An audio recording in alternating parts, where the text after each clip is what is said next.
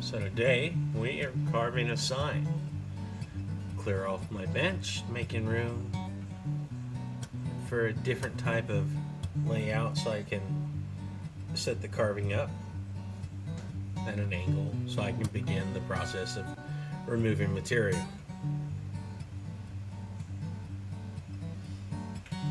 What I'm doing here initially is I'm removing everything that's not part of the drawing. Now, look at this as two separate carvings. You have the bull with a calf in a field with a tree, and that's carving number one. Carving number two is below that, the words for the farm. That'll be carved separately because the top bit I'm doing as a relief carving. The lower bit, I'm going to be carving out the words specifically. Right, so it's not a relief carving. At least not for the lower bit.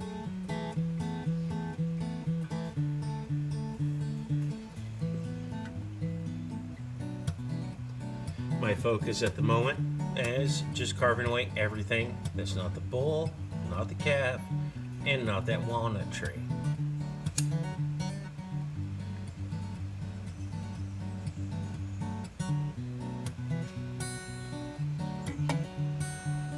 I also have a focus to keep my tool marks in this piece. Now, if you're new to carving or you're an experienced carver, you'll come across this at some point, whether or not to leave tool marks or not. And it all depends on the piece you're carving. When it comes to the relief carving on the top of this sign, I'm all about leaving a minimal amount of tool marks. Not a lot, but enough to where they know that this was hand carved. CNC did not play a role in the creation of this piece. It was all by hand for all of its imperfections, for all of its finer qualities. I did this with my own two hands and my tools that I sharpened myself.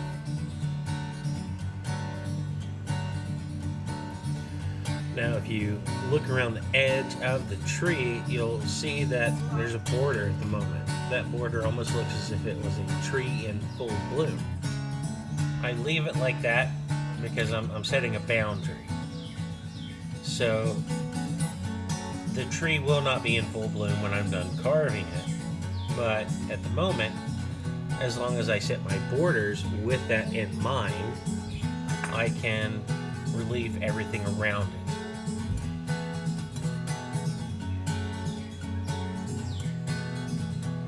And I just continue to work everything down and around those basic elements until I'm content with what I've achieved.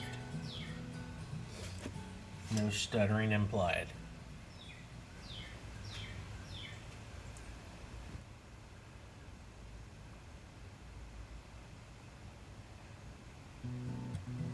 So continuing along, it's just cleaning up the relief itself. And what I want when this portion is complete is for the bull, calf, and tree to be standing out from the circular bit that I've created around it, so the boundary itself. Once I feel confident with that portion, I go in and I start cleaning up around those bits. Now I know I brought up the border around the tree earlier on. This is where I created that.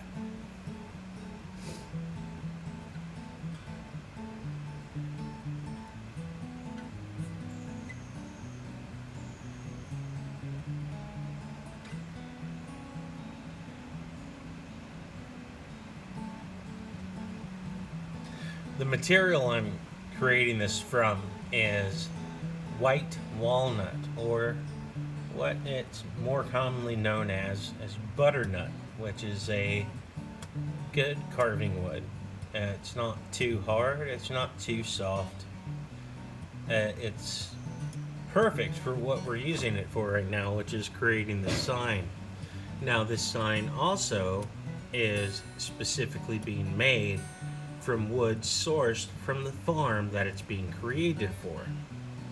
So the family that this goes to upon completion is the same family where the tree grew. So it's linked to them because of the wood itself, because of the art that's being put on top of it, and it's being personalized by the artist.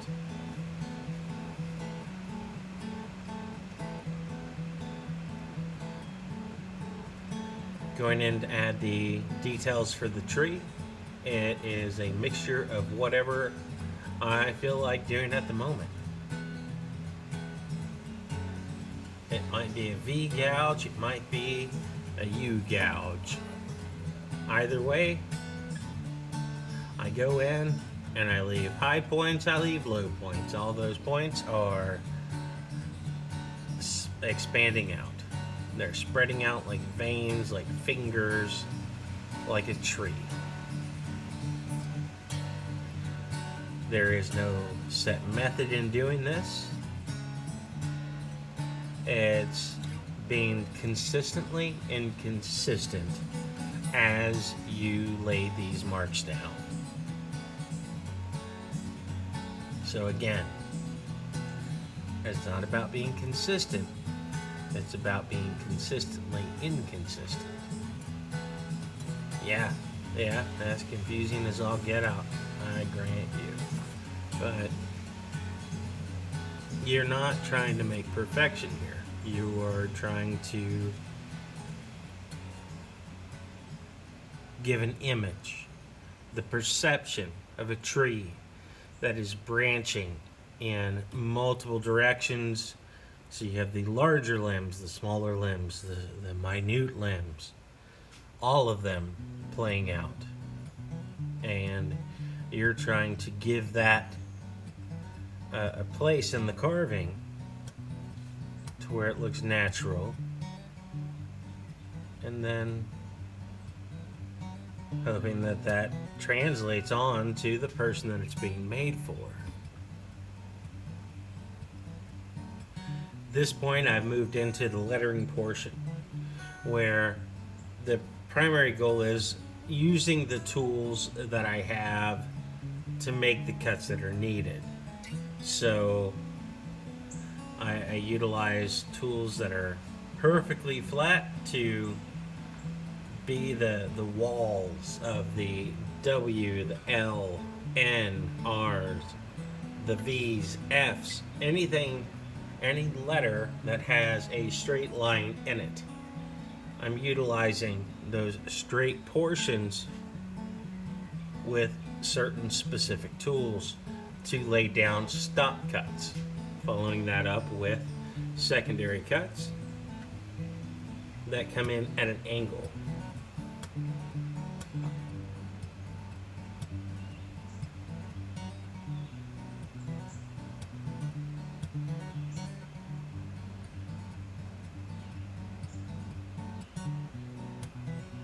In future videos, I'll explain that more in depth, but for this one, I think that's sufficient for how this is being filmed, how this is being portrayed. I don't want to go more in depth because I don't have more in depth footage to help illustrate what I am trying to explain.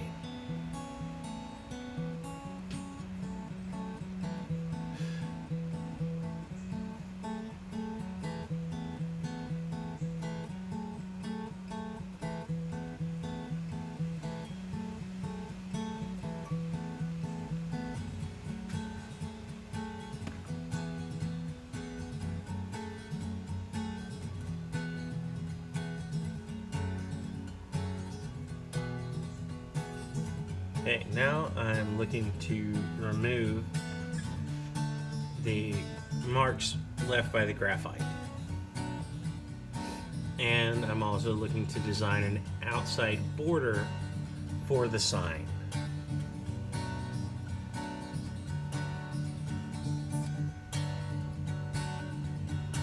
Using a woodpecker square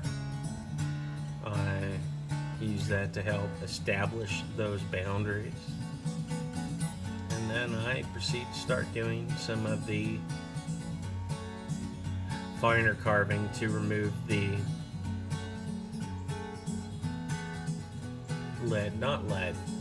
graphite from the carving itself.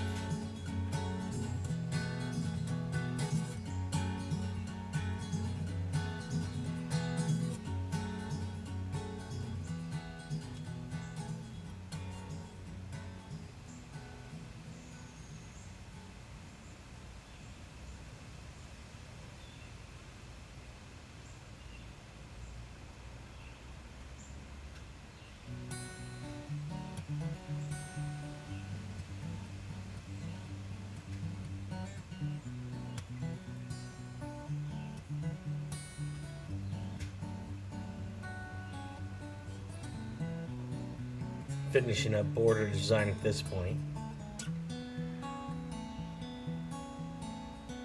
And that's going to be established with a series of stop cuts and well-placed follow-up cuts.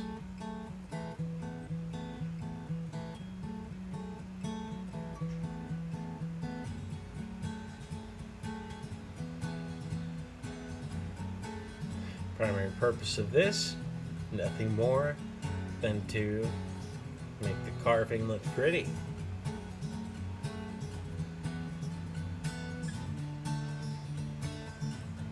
Which I can say I was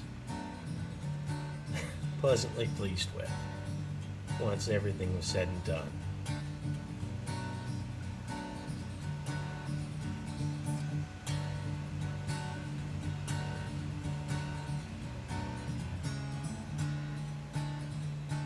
Adding a little linseed oil at this point, you can see what the final piece turned into.